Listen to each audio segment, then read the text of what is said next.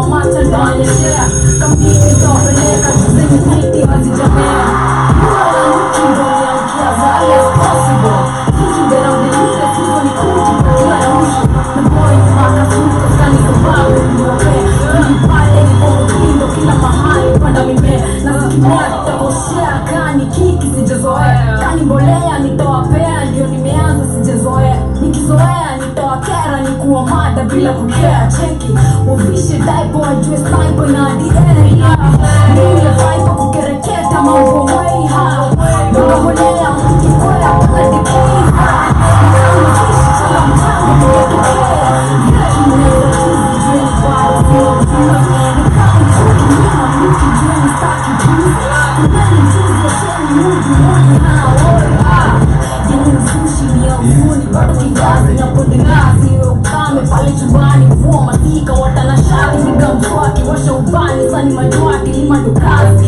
Big up to Masauti Yendo molo Mamluki How tu nilikuwa nduki This is Black Star Radio.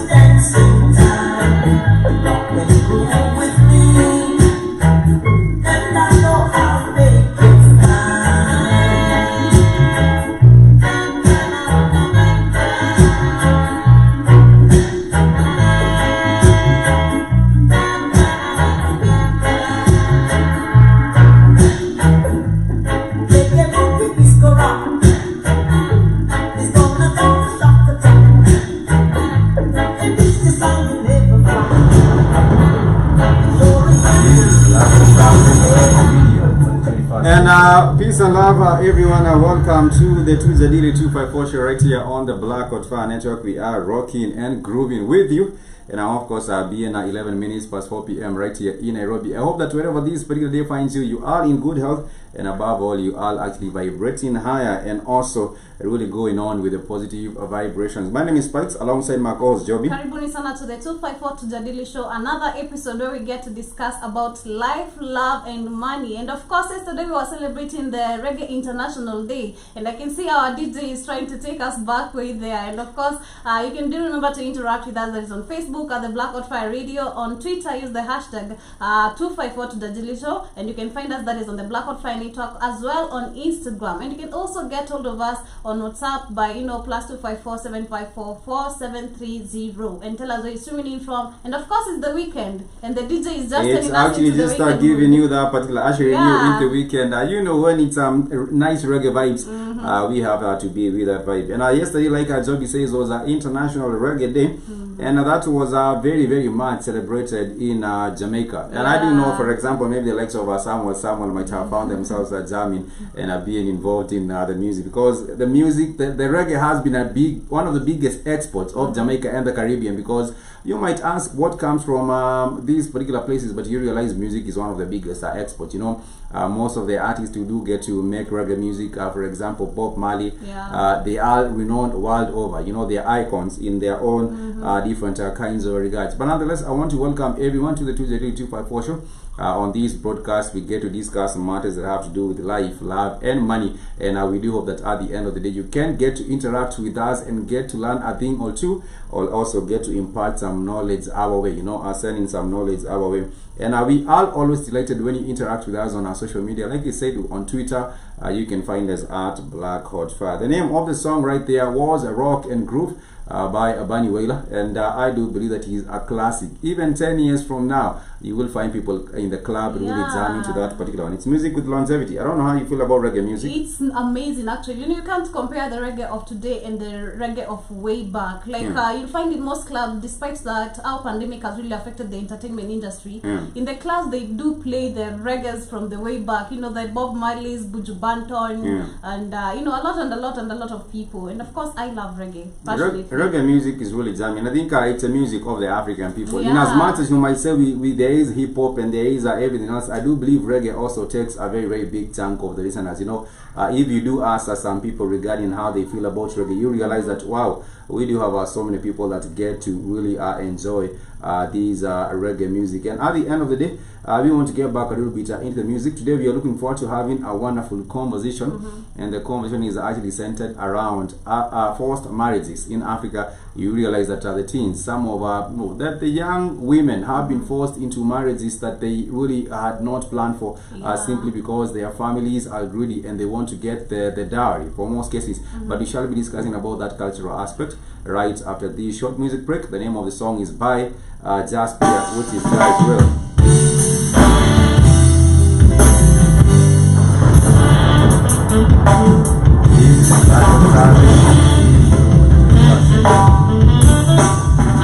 And someone crossed the river, then the sugar in the river. I'm grateful ones, I know they. John is real, John is real, John is real. John is real, John is real, John is real. Someone can ask for a favor, and then they try to take over. And if they never grant that favor, that's why they will try to take over. I'm grateful ones, I know they. John is real, John is real, John is real. John is real, John is real, John is real. But seems to be confusing, and you got confused of this name. I'm grateful ones, I know you. John is real, John is real, John is real. John is real, John is real, John is real. And I will help her to overcome together. I'm grateful for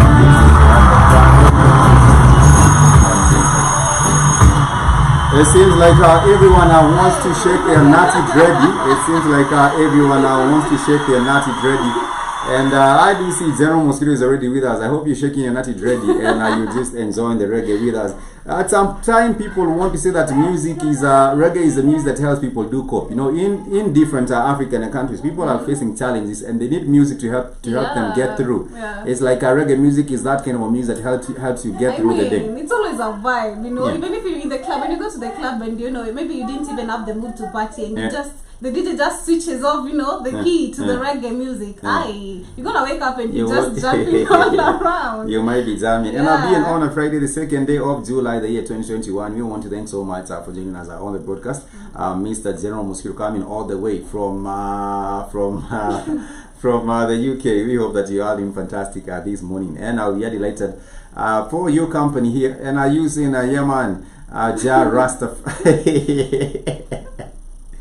Okay, I hope that Samuel is not with us on the broadcast, because you will be having a big fight if you actually do not know how to even do the chant. And I say, yeah man, for all the reggae massive, we do see. I cannot fake that as a Jamaican accent. I would try, but I would fail. And that is why I will keep it out of my mouth. But yes, at the end of the day, you will find that reggae music has been the music that has been used to unite people around, around the world, and also in Africa. On the beautiful continent of Africa, you realize that so many people have actually loved it, because people are going through different struggles, and when they are going through these different struggles, they want some music that can help, get them through the day, or help them, overcome the different things that they are passing through on the day-to-day basis.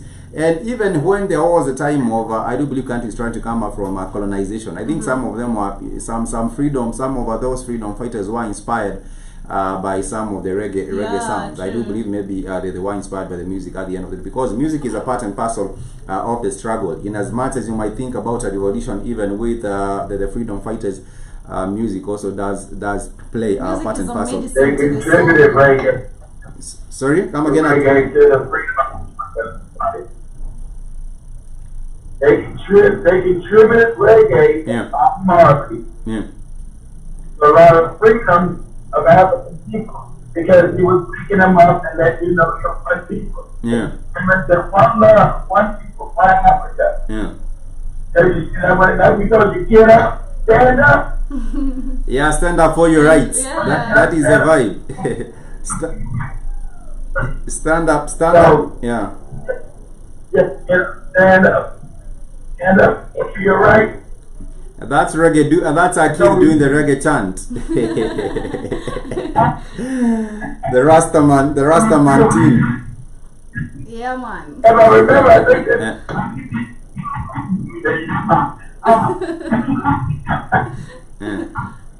think I think before, I think some DJ allowed him in there, Yeah. and on the Ian Smith met, and we can get off. Key, the audio is pretty bad. Key, the audio is pretty bad. I don't know what's going on. Your audio is pretty bad. It's like your words are being swallowed into. I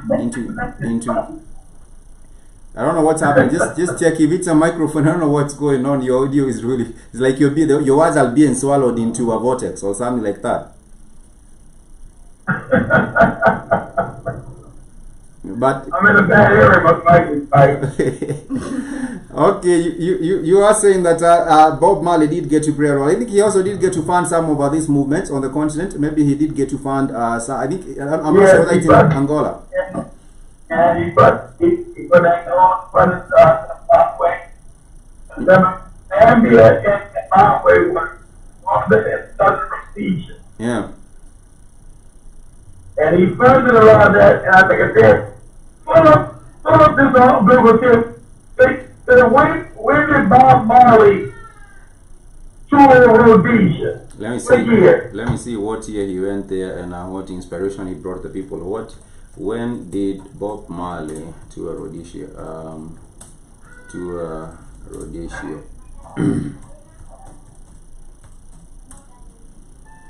What year was that? Bob Marley paid his way to play Zimbabwe independence. That was let me see, what did Bob Marley ever go to Africa? Remembering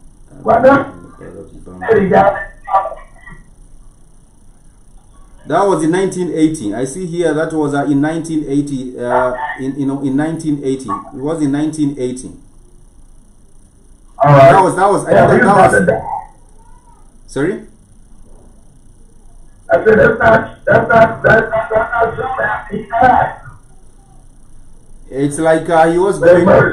I think he was going to commemorate the independence of Zimbabwe. I think that is what he was. This was the occasion where to mark the independence of Zimbabwe. So he must have been involved with the liberation of the Zimbabwean people and helping them out the struggle. The struggle. Not that that would ignite the struggle. See, that's what I told you. Even the Nigerian coon don't know that. He doesn't. Remember the guy from Nigeria you was interviewing? He said, we really don't like reggae in Nigeria. Right? Yeah. The thing is, people do not have this information. He was saying he would rather go to Togo because in Togo people love reggae. He was saying he would rather go to Togo and look for his fans in Togo, or look for his fans in other parts of the continent apart from Nigeria.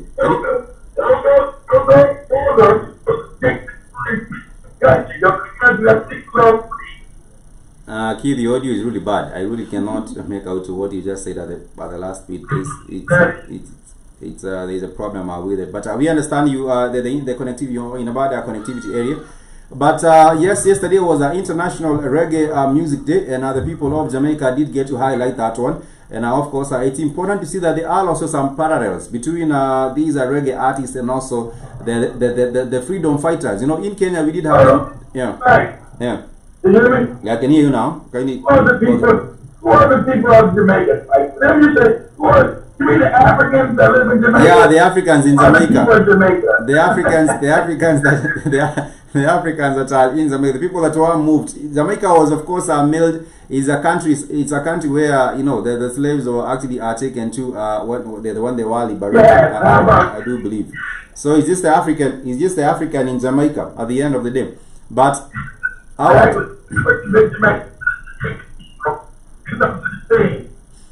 wanted to draw the parallels between the Mau Mau are the freedom fighters in Kenya, and also the reggae people. You do find the reggae people with their dreadlocks. When there was the Mau Mau going into the forest, they also had these signature. The signature, they did not cut their hair. They had made it into these dreadlocks as well, and that was a symbol for them. So there were guns. There were African culture. Yeah, but some of them were just some of them were just being murdered. Some of them were just being murdered just like that because they simply did have dreadlocks. And you have seen recently in the schools in Kenya dreadlocks being banned. You know, they were saying that your kid cannot come to school with the dreadlocks. Because even Africans, everybody knows that Kenya is not an African country. But you can wear that goofy white ass wig in court. Yeah, you can. African customs there in Africa. Not only in schools, but you'll find even young youths when they have locks, they're gonna be arrested and they are called criminals or even thieves. It's actually still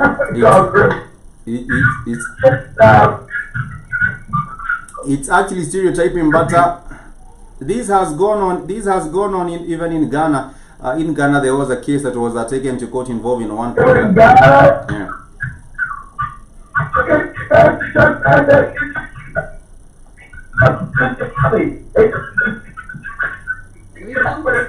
I can't hear you again, kid. I don't know what's also in the background.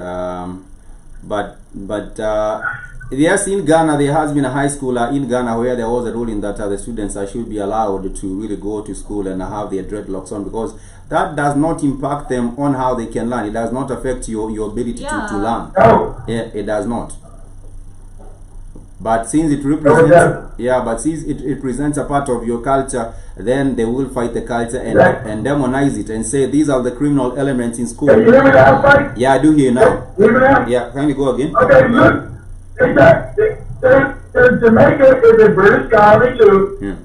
They tried to pass that law in the schools in Jamaica that they would not allow to wear dreadlocks. Damn. So put it up in Jamaica, Mike. Yeah. Yeah.